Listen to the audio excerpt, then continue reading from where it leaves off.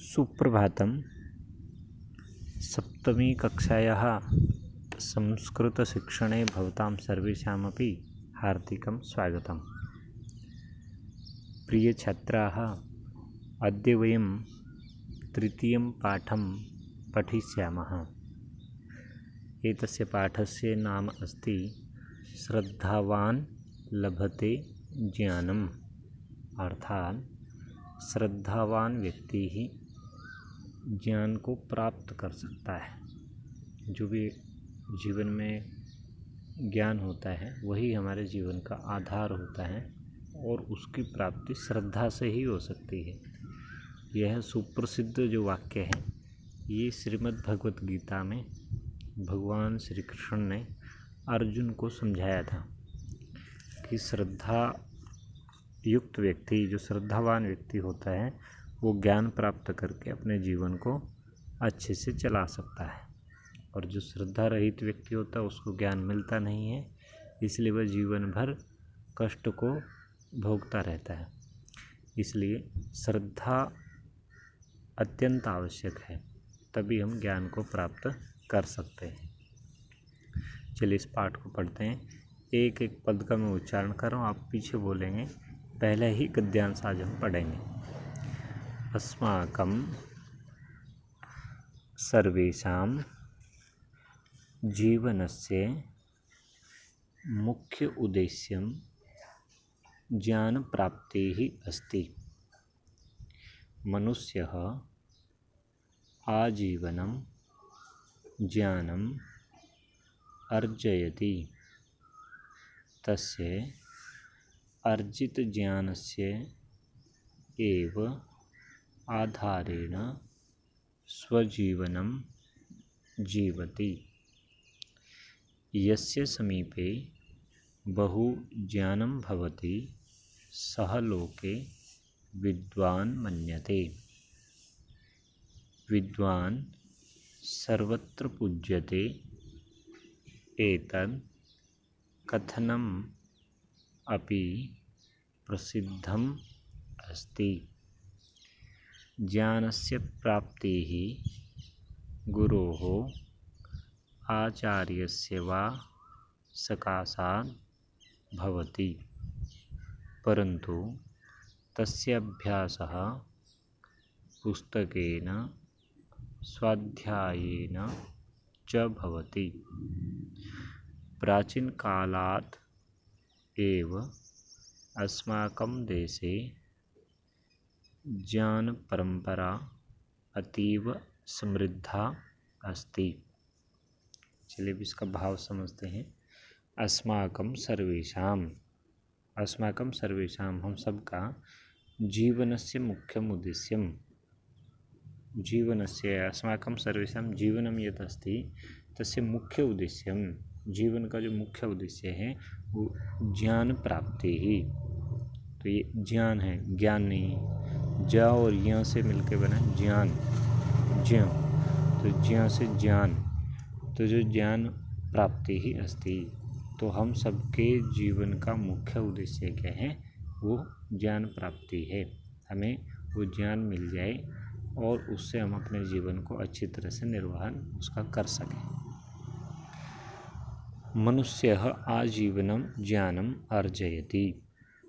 मनुष्य जो है आजीवन, जीवन भर ज्ञान का अर्जन करता है, ज्ञान का संग्रह करता है। केवल विद्यालय में प्रवेश लेके ही ज्ञान नहीं मिलता, समाज में भी भिन्न भिन्न कार्य करते हुए अलग अलग व्यक्तियों से हम ज्ञान का अर्जन करते रहते हैं। कहीं भ्रमण के लिए जाते हैं, वहाँ से भी ज्ञान अर्जन होता है। कहीं प्रवास के लिए जाते हैं, घूमने जाते हैं, वहाँ से भी ज्ञान का अर्जन होता है। कोई काम करते हैं, उससे भी कुछ सीखते हैं। तो ज्ञान जो है मनुष्य को जीवन भर होता रहता है, ज्ञान का अर्जन। तस्य अर्जित ज्ञानस्य एव आधारेण स्वजीवनं जीवति। और मनुष्यस्य जीवनं ज्ञानाधारितम् अस्ति। ज्ञानाधारितं यत् ज्ञानं सः अर्जयति तस्य अर्जित ज्ञानस्य आधारेणैव स्वजीवनं जीवति। हमारा जो जीवन होता है, हमें जितना ज्ञान अर्जित किया है उसके आधार पर हम आगे जीवन जीते हैं। यस्य समीपे बहु ज्ञानं भवति सह लोके विद्वान मन्यते। जो इस ज्ञान परंपरा में, शास्त्रार्थ में, शास्त्रों की परंपरा में बहुत आगे निकल जाते हैं, जिनका बहुत ज्ञान हो जाता है जिनके पास, ऐसे लोगों को समाज में विद्वान माना जाता है। सामान्य भाषा में भी हम कहते हैं तो बहुत बड़े विद्वान हैं, यानी उनके पास बहुत ज्ञान है, उन्होंने बहुत स्वाध्याय किया है, अभ्यास किया है। विद्वान सर्वत्र पूज्यते। जो विद्वान लोग होते हैं वो सर्वत्र पूज्यते, सब जगह उनकी पूजा होती है। एक प्रसिद्ध श्लोक है कि राजा तो अपने देश में ही उसका मान सम्मान होता है, परंतु विद्वान जो होता है कहीं भी चला जाए पूरे विश्व में उसका मान सम्मान सब जगह होता है। एतत् कथनम अपि प्रसिद्धम अस्ति। ये विद्वान सर्वत्र पूज्यते, ये बहुत प्रसिद्ध कथन और सत्य है। ज्ञानस्य प्राप्तिः गुरोः आचार्यस्य वा सकाशात् भवति। कोई भी हम ज्ञान अर्जन करते हैं, सामान्य ज्ञान तो समाज में, घर परिवार में अलग अलग काम करते हुए प्राप्त करते हैं। विशिष्ट ज्ञान, शास्त्रों का ज्ञान, पुस्तकों का जो अलग अलग विषयों का जो ज्ञान है वो हम गुरोः, गुरु की षष्ठी पंचमी विभक्ति, गुरोः षष्ठी विभक्ति, गुरोः आचार्यस्य वा सकाशात्, गुरु के और आचार्य के पास रहकर या उनके समीप से हम ज्ञान अर्जन करते हैं। कोई विषय सीखना हो तो हमें कोई ना कोई गुरु, आचार्य ऐसे ढूंढना पड़ता है, तो उनके सकाशात, उनके पास से हम ज्ञान का अर्जन करते हैं। विद्यालय में हम प्रवेश लेते हैं कि यहाँ आचार्य हैं, तो हम उनसे विषयों का ज्ञान प्राप्त कर सकते हैं। परंतु तस्य अभ्यासः पुस्तकेन स्वाध्यायेन च भवति। ज्ञान तो सुन तो लिया आचार्य से और समझ भी लिया, परंतु उसका जो अभ्यास है, उसका जो दृढ़ीकरण है, वो जो है पुस्तकों से और स्वाध्याय से प्राप्त होता है।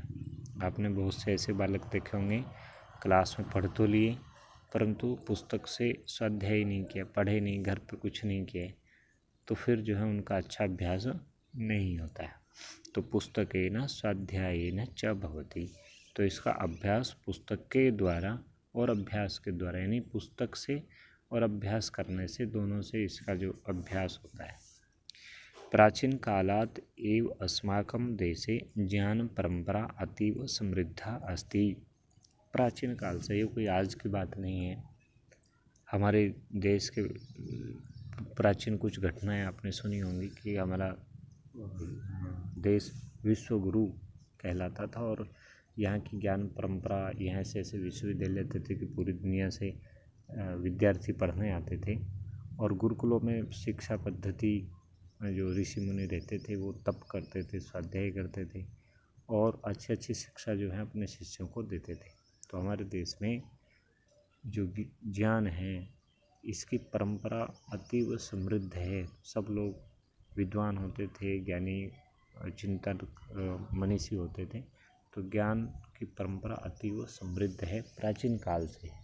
इसलिए हम सबको भी अपने आचार्य से, गुरु के पास से जितना भी ज्ञान मिले उसको पुस्तक से और स्वाध्याय से हमें उसका अर्जन करना चाहिए, उसको प्राप्त करना चाहिए। और ज्ञान कब प्राप्त होगा? श्रद्धावान लभते ज्ञानम। जब हमारी श्रद्धा होगी उस काम में, उस विषय में, उस आचार्य में, तब हमें ज्ञान की प्राप्ति हो सकती है। निंदा करने वाला व्यक्ति कभी भी ज्ञान प्राप्त नहीं कर सकता। श्रद्धा रहित व्यक्ति कभी ज्ञान प्राप्त नहीं कर सकता। अब कुछ व्याकरणात्मक कुछ अंश इसमें देखिए। अस्माकम सर्वेषाम, षष्ठी विभक्ति है। अस्माकम, मम आवयोः अस्माकं, ऐसे षष्ठी बहुवचनम। सर्वस्य सर्वयोः सर्वेषाम, ये भी षष्ठी बहुवचन है। जब विशेष षष्ठी बहुवचन का तो विशेषण भी षष्ठी बहुवचन में होता है। तो अस्माकं सर्वेषां जीवनस्य मुख्य उद्देश्य ज्ञान प्राप्ति ही अस्ति। तो इसमें कोई विशेष ऐसी कोई कठिनाई नहीं है। अस्माकं सर्वेषां जीवनस्य मुख्य उद्देश्य ज्ञान प्राप्ति ही अस्ति। कस्य मुख्य उद्देश्य ज्ञान प्राप्ति ही अस्ति? अस्माकं सर्वेषां जीवनस्य मुख्योद्देश्यं ज्ञानप्राप्तिः अस्ति। अस्माकं सर्वेषां जीवनस्य मुख्योद्देश्यं किम् अस्ति? अस्माकं सर्वेषां जीवनस्य मुख्योद्देश्यं ज्ञानप्राप्तिः अस्ति। ज्ञान को प्राप्त करना, ज्ञान प्राप्तिः अस्ति। मनुष्यः आजीवनं ज्ञानम् अर्जयति।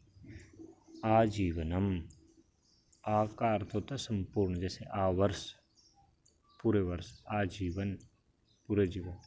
तो आजीवनम ज्ञानम अर्जयति, अर्जन करना, इकट्ठा करना, संग्रह करना।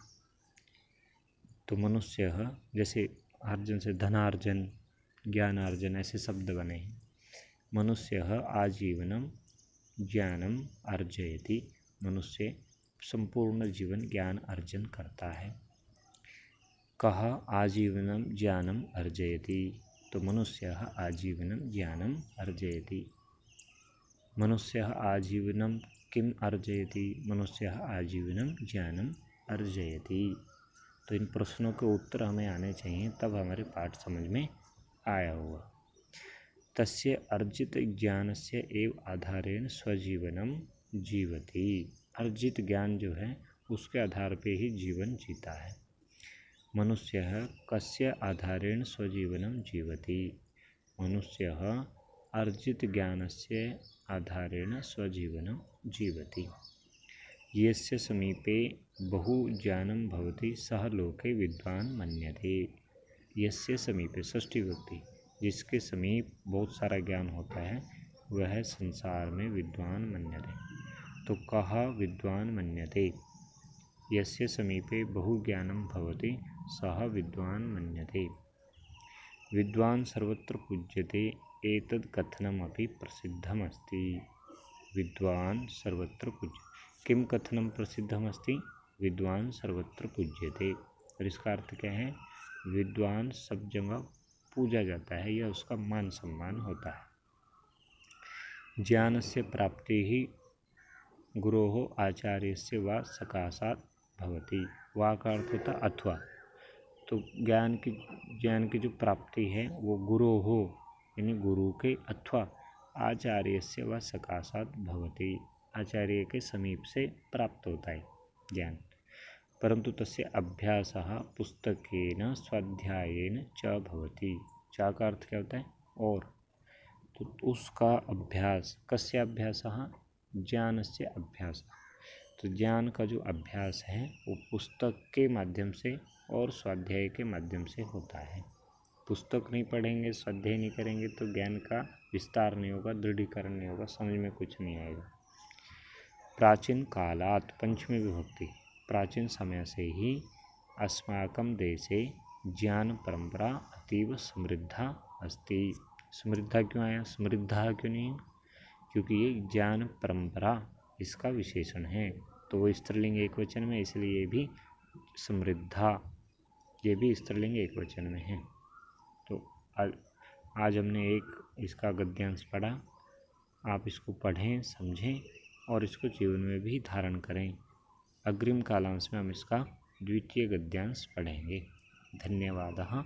नमो नमः।